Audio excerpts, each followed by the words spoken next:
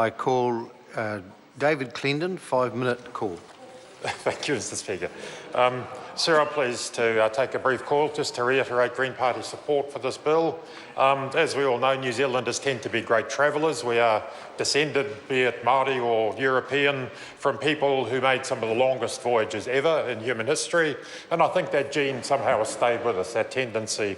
We do like to see the world. And this change to the passport regs will make a small contribution to making that more affordable and more convenient.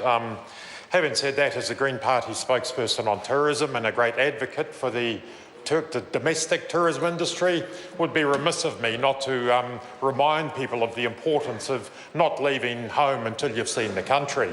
Perhaps as a resident of the Bay of Islands, I'm more motivated than others to stay home. I have less need to escape from those than those who are less fortunate and live in other parts of the country. But certainly we are travellers, and this is a useful step towards facilitating that. As it's been the key change in the bill, of course, is to extend the term of a passport from 5 to 10 years for a person over the age of 16. Younger people will still need to renew rather every 5 years, which is appropriate given the rapid changes in appearance and so on of people at that age.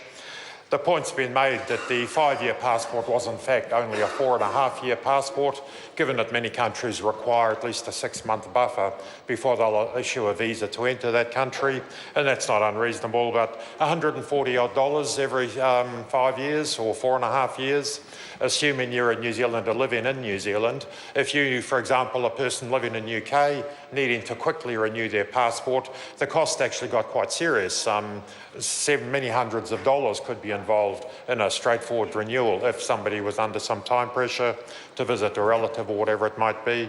So it's appropriate that we should extend that time out.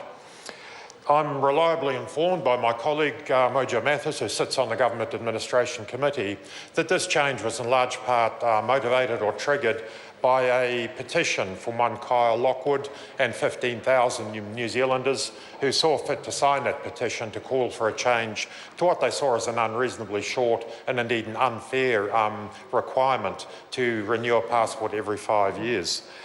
So good luck, good on them. By all accounts, the background to the petition was well researched, it was evidence-based, and the Government Admin Committee responded appropriately and did make a very good decision to bring this bill to the House with the support that it be passed.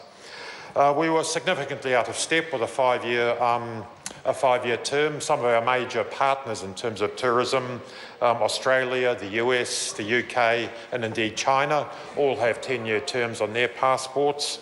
New Zealand is one of a number of countries, an international intergovernmental group that looks at developing best practice for passports. And again, we on that group alongside the Australians, Canada, the UK, the US, and of that best practice group, we are again the only country that persisted with a 5-year passport. Made us something of an outlier, and certainly would be very difficult to sustain an argument that a 5-year term would in fact be best practice in this modern age, given the changes in technology and the availability of quick withdrawals. One would hope that amongst the changes that are being made as a response to this bill would be to ensure that the rather unfortunate situation that emerged not very long ago, when a gentleman went on a South American holiday who ought not to have been able to do that. One hopes that some of those loopholes will be plugged in terms of ensuring that government departments talk to each other a little more before passports are issued. And I do believe those changes are in train, and I hope they proceed promptly. So with those few words, I'll simply reiterate that Greens do support this bill. We look forward to it swiftly being implemented. Thank you.